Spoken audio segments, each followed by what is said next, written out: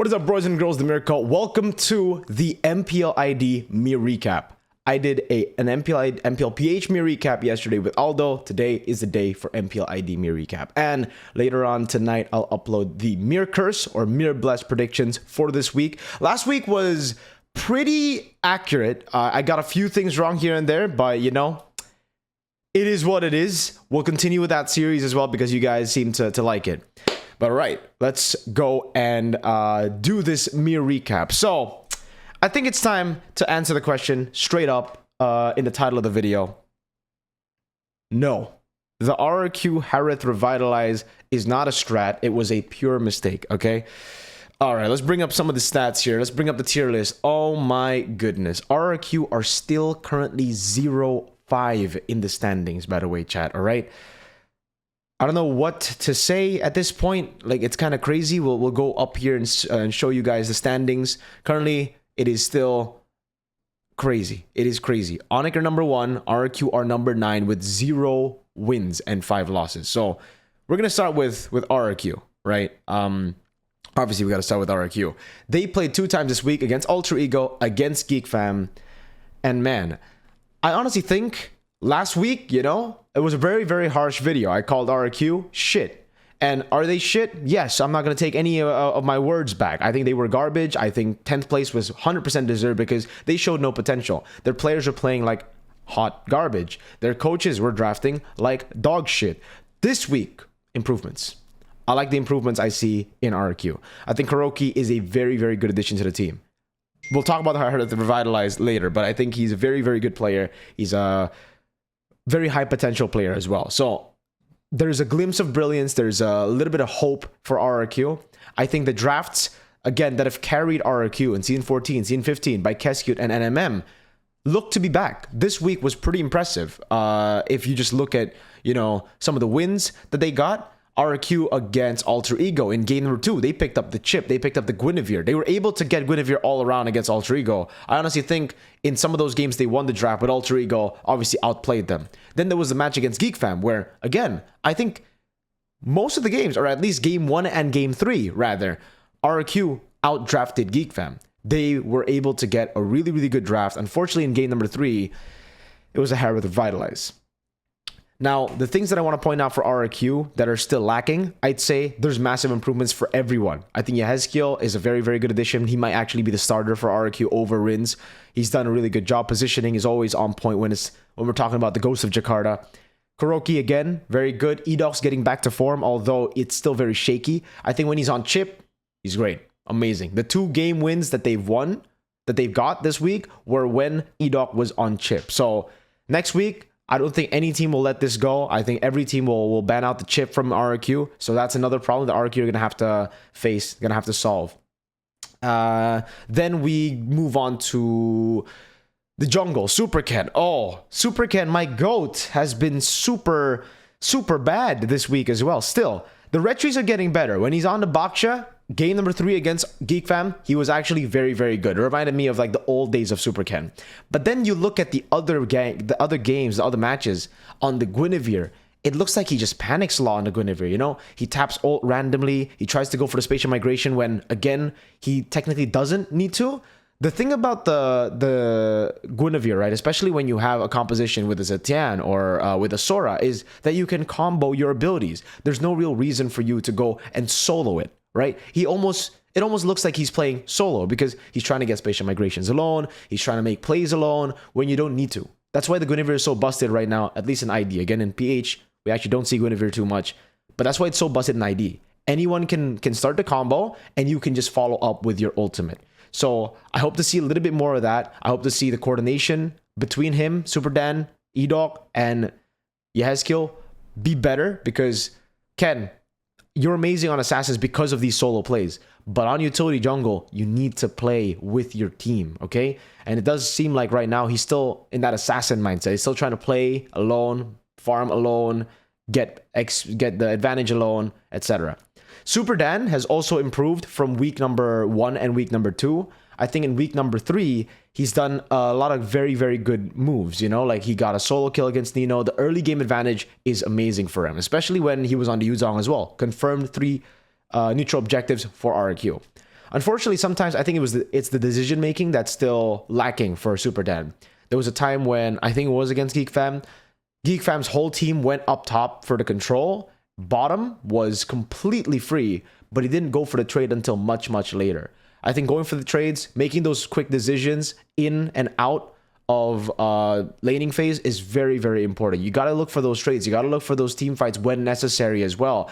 And you got to be careful of the positioning. I think there was one time where on the Yuzong, he opened the map up and he got caught by Beloyski's high-low. So just little things like that. Obviously, could be a little nitpick, but it's something that shouldn't happen at this stage still for the Yuzong and for Super Dan and for the rest of the team as well. We've already spoken about them. Now, should I move RRQ from 10th place to no playoffs? I think I will. They're no longer looking like a team that will lose to Infinix. I mean, the meme, right? They're no longer a team that will stay in 10th place because there are points in their game where I think they can win. And I honestly felt like they should have won in Game 3 against Geek Fam, if not for the Harith Revitalize. They got all the turtles. They got everything done. It's just, unfortunately, their main carry can get stunned by anyone, and there's nothing you can do about it but swim in the green pool of health. Unfortunate stuff. It's confirmed to be a mistake, by the way. We asked them backstage, and it is a mistake that Harith Revitalized. It was he thought it was Purify. So everybody who's trying to, justify the Revitalize, everybody who's trying to say, oh, you should, it works out when you beat old Oracle and stuff. Shut shibao, bro. All right. Let's move on to the next team then. We're going to move to Geek Fam, who are second on the list right now to the bottom, but this is actually not second to the bottom. NAVI are second to the bottom. Geek Fam are in Dark Horse. Dark Horse is not second to bottom. This is just where I decided to put them. But Dark Horse is a place where teams who you cannot read, make their appearance. And for Geek Fam, I think it can't be truer than this. This is the best place to put them. Because for Geek Fam, the way they win, the way they draft, the way they do things, it's not perfect. It's just Geek Fam's way. Like they still go for those Hellcurts when it's open. They have the little things that are open up in the drafts because of the Hellcurt ban, because of Beloyski. They have this macro style that no one in the ID seems to play except for them. With Kenziski on the Moskov, with him on the Claude. Other teams play the Claude to fight. Kenziski plays the Claude like a normal Claude. He plays the Moskov like a normal Moskov. Not to join fights, but to farm up and then later on join fights. I still think I can't put them in A tier or S tier right now, and this might be a hot take, because they still have a lot of very, very big mistakes that can be exploited by elite teams. The game against RRQ was very disappointing for me for Kenziski, because when they were up against TLID, Kenzie was phenomenal, man. He carried in a lot of those games against TLID. But then against RRQ, he kept on getting caught by the chip. And it's like, okay, it happens once, sure. Happens twice, sure. Happens 3 times, sure. Give him even more than 2 or 3 times. 4th and 5th time, though, I'm like, all right, there's something wrong. 7th time, and I'm like, okay, end the game. Just end the game right now. I don't know how that kept on happening. I don't know how they keep on falling for the same plays, but it just keeps on happening. A lot of times as well, I think a boy's early game execution needs to improve here if they want to be like an A-tier team, because I believe it was the first game against Liquid, when Liquid again were able to get an early lead against them. It was because I think one mistake. It was because a boy walked up melee range against a high-lows and a Juicin and had to burn flicker. These are mistakes that just shouldn't happen in pro play, but it happens, sometimes here and there, maybe because of the pressure, but still, it's something that they need to improve on before I can comfortably put them in A tier. Right now, I still think they're the dark horse. I think a lot of teams are still looking at them as a team that, okay, are pretty good, but not a top tier team just yet. Our Geek Fam have known to, improve over the course of the season, so I'm very happy to put them here, because I know by the end of the season, maybe we'll see an S or an A tier team as they continue to develop Marcel. Really good player. As they continue to play around May Kids' Leomord. Very strong point in their game right now. I think as well, that's why I can't really put them up, because it almost seems like Geek Fam have been playing just one composition and they've just been getting away with it. Next week, I don't think this will happen. I think people will start respecting Leo Mord from Maykids. Maykids has been, again, popping off on the Leo Mord. I think this could be a sign, though, that he's trying to get the Suyo. So be careful. Be careful for all the other teams, right? The Leo Mord is one thing, but if you snatch that Leo Mord away and they get a Yve, they will go Suyo. Maykids' Suyo was the best in the league in Season 15. And I really think Geek Fam are planning to go for that. They're planning to, like, condition their opponents to think, oh, you go for the Leo Mord, snatch it away from us, for them to go for the Suyo. So I'm looking forward to that. Hopefully that is the case. If it's not the case, and if they actually lose on the Suyo, then unfortunate, maybe they are a Leo Mord one trick. But yeah, now I'm moving on to the next team, NAVI. Okay, Geek Fam deserve to stay right here. RRQ deserve to move up, so we have a few changes. But NAVI, oof, man, this week was so weird. Again, NAVI against EVOS, predicted. I just didn't think they were as good as EVOS. I think EVOS have better components. I think EVOS had better ways to deal with NAVI. I think NAVI are still very, very inconsistent, but they follow the same path as ONIC PH in the drafts, because maybe their coach is from ONIC PH, right? It's all about mid-prio. It's all about playing for tempo. It's all about then putting the XP in. But the only difference is in ONIC PH, they play weak side gold lane. Actually, no. They play strong side gold lane. Sorry. They play strong side gold lane, weak side Kirk, right? So it's them playing for Severo. That's why they give Severo the Yisun Shins. They give him strong matchups so that they can rotate around the gold lane. They can go for those turrets, and then they can open up the map. For Navi, it's the opposite. They play strong side for cars, for their XP. They put Shive in the weak side. That's the difference between ONIC and Navi, and obviously the player diff. Sure, I'm not trying to talk about that. I'm trying to talk about the strategy. But it really just seems like for Navi, their players have hit... some of them have hit limits. I think for Shive, I think for Opro, it seems like they've hit their limit. It doesn't seem like they are continuing to improve. But for Andoryu, for Ukir, for Cars, I still see that very, very high skill ceiling. Unfortunately, it's just very inconsistent. The Ando throw is still as real as ever. Ukir is very stable. I think the most stable on the team currently is Ukir. Cars, when he gets his hands on Arlen, Sora, playmaking picks, Lapu Lapu even. Absolute cinema. This guy is amazing. Top 3 XPs in Indo individually if he gets these heroes. But then he plays Uranus and you're like, what the hell is going on? So still remains to be a problem for Navi. They did beat BTR and they showed, I think, the same few ways that they've been able to win games. Absolutely dominating their opponents. In game 2, it was more of a comeback. But again, this might be... I don't really think it's biased though. I think it was just because Bigetron are fucking chokers and they're idiots sometimes, you know? They're actually just fucking idiots sometimes. They got caught by a Kufra inside of the enemy base at minute 23. Like, with a 13,000 gold lead. Like, I still don't like the Kufra pick, by the way. I'm still against it. Like, I don't like these one-moment heroes. These one-moment heroes are only good against teams like BTR, who just completely lose their brain cells in the late game when they're in ahead. So, now I'm gonna still keep Navi right here. I think they deserve to stay right here. I don't think I see them moving up just yet, even with the win against BTR. And also, now this is maybe a little bit of that subjective opinion. BTR were playing with Lynch instead of Shogun. I think it is a very big difference. So, yeah, when Navi won, I don't know about moving them up from that win. Drafts are always good, by the way, for Navi. Like, I see the drafts, I see the vision. Love Why Not's composition. So that I cannot really criticize. I like it. There are some drafts that I don't like, but for the most part, it's good. It's just the Kufra picks and little things like that. So let's move on to EVOS now. EVOS are a strange one. They get a 2-0 win, but it was against Navi, right? In that 2-0 win, they did a pretty good job.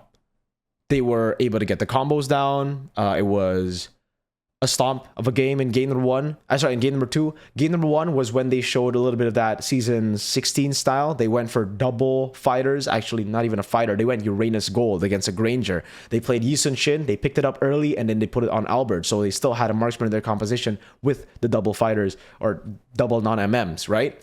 And then they picked up a Glue and the Valentina. They tried to beat Navi in the mid-prio department.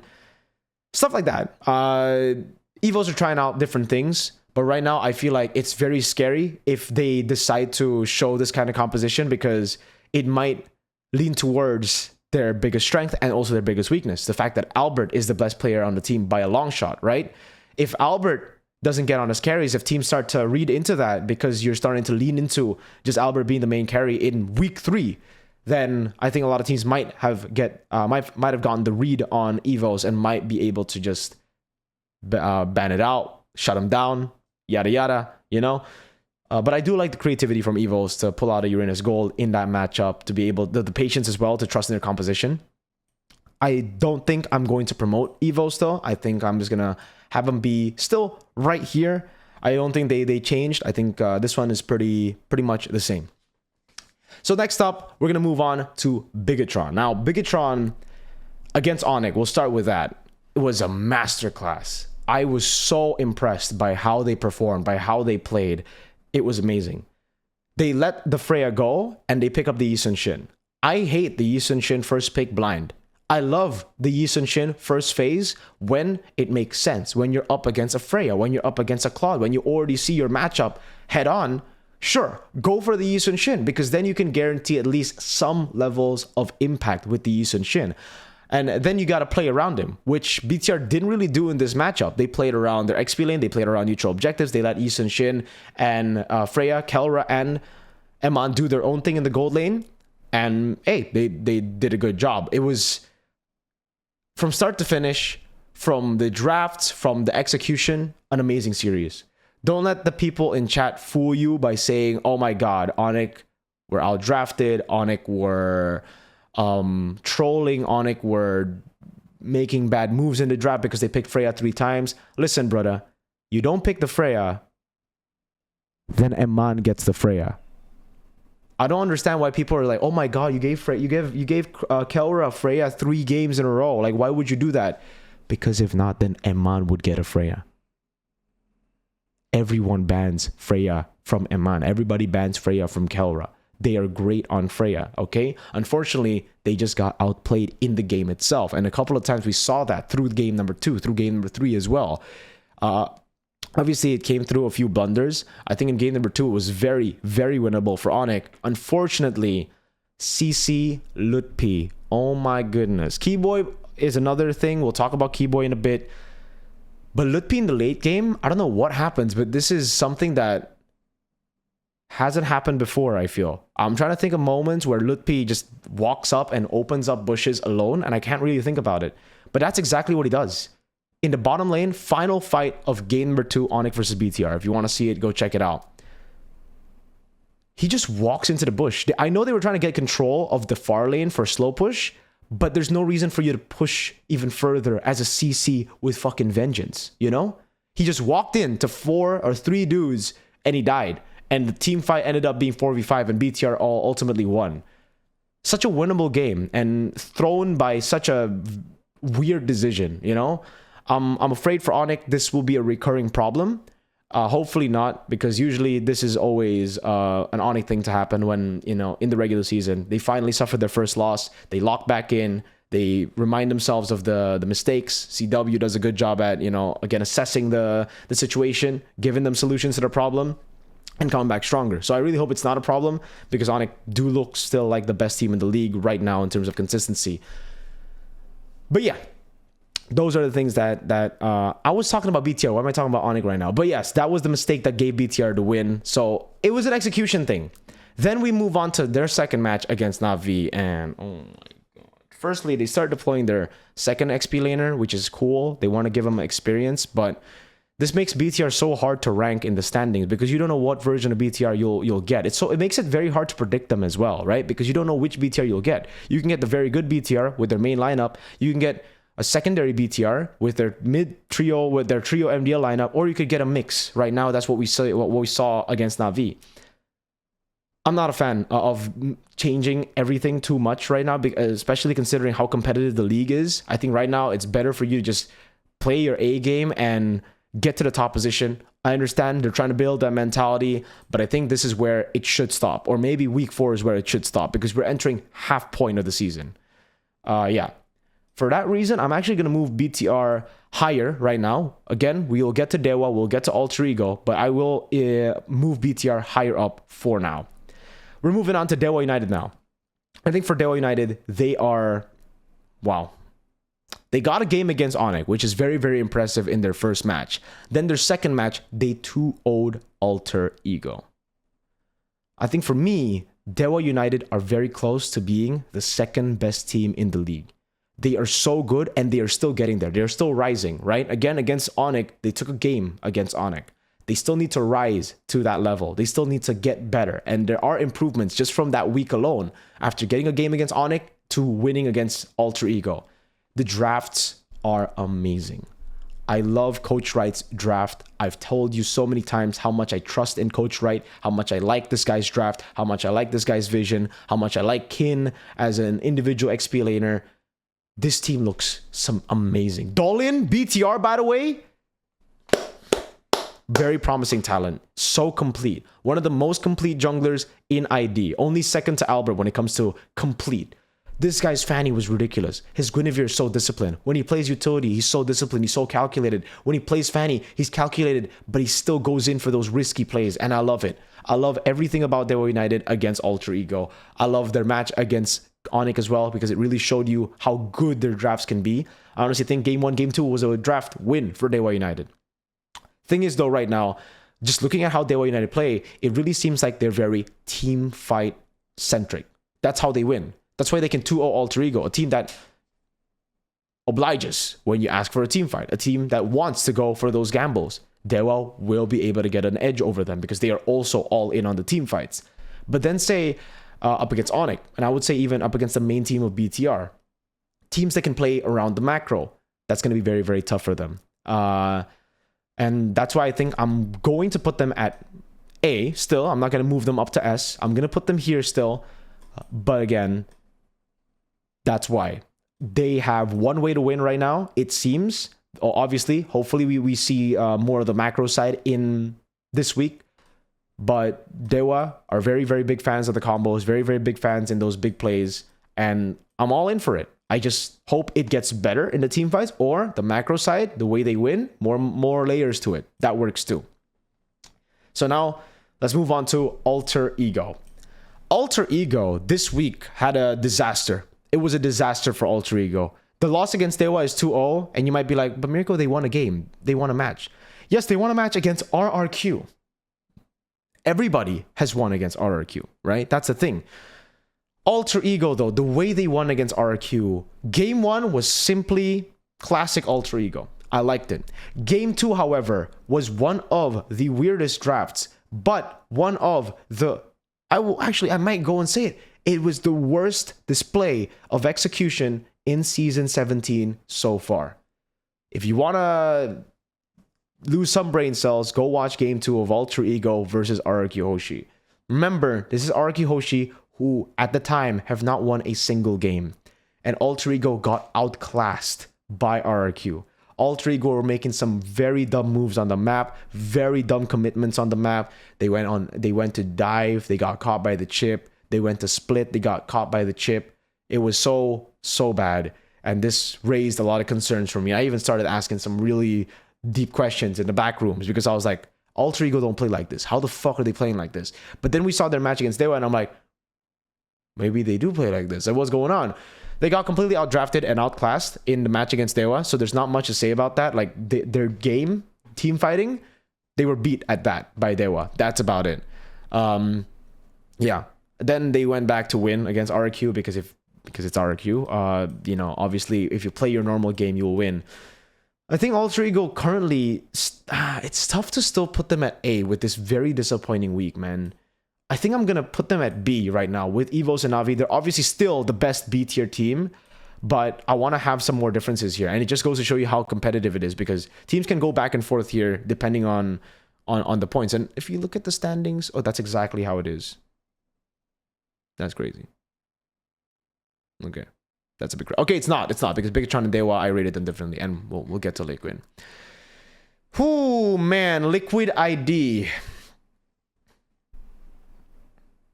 I put them in S tier and they instantly lose.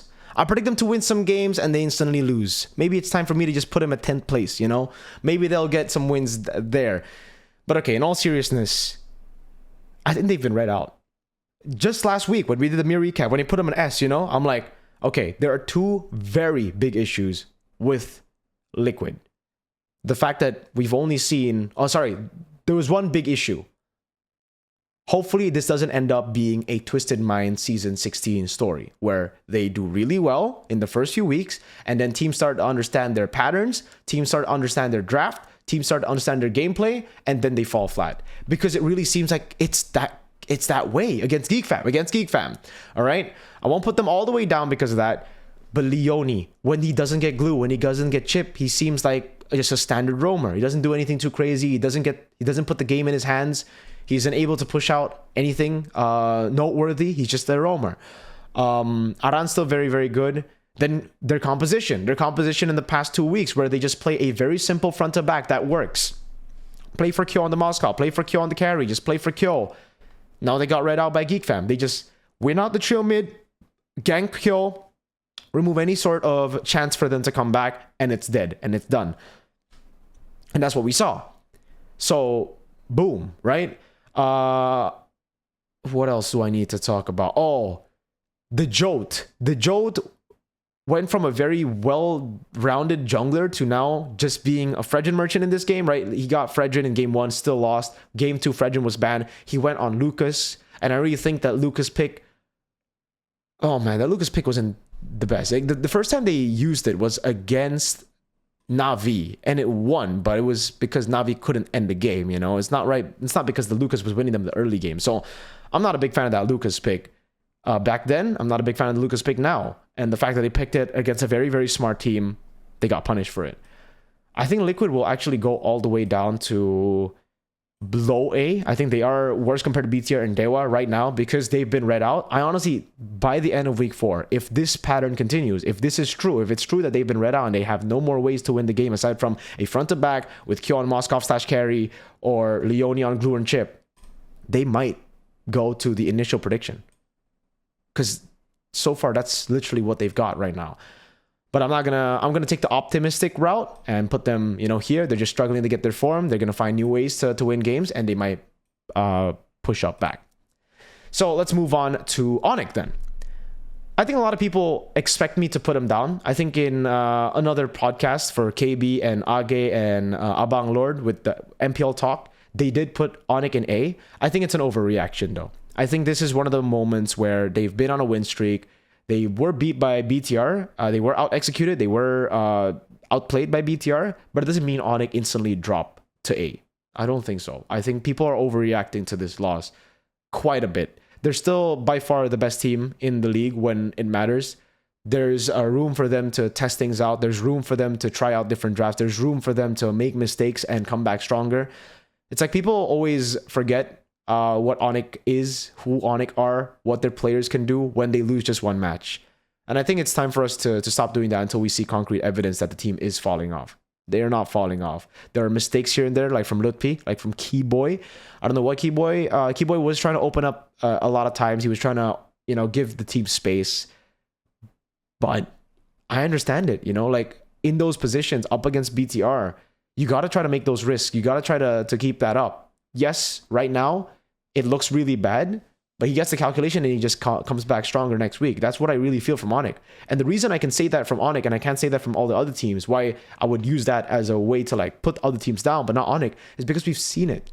We've seen it from season 10. We've seen it since season 11. We've seen Keyboy do these moves before and then walk back up and then do the same thing and reset next week and win. So I can't really say too much about ONIC. This is a pattern that we've seen so many times as well towards the end of the regular season.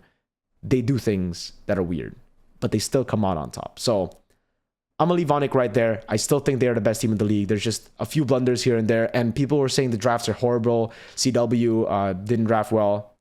I disagree. I completely disagree. I think the drafts are amazing against BTR. And against DEWA, I agree with you. The draft in game 1 was horrible. Game number 2, he was outdrafted. But Yeb days. Go and play, watch the Yeb days. Go and watch season 11. Go and watch season 12. Go and watch season 14 or no, 15 when Yeb was drafting.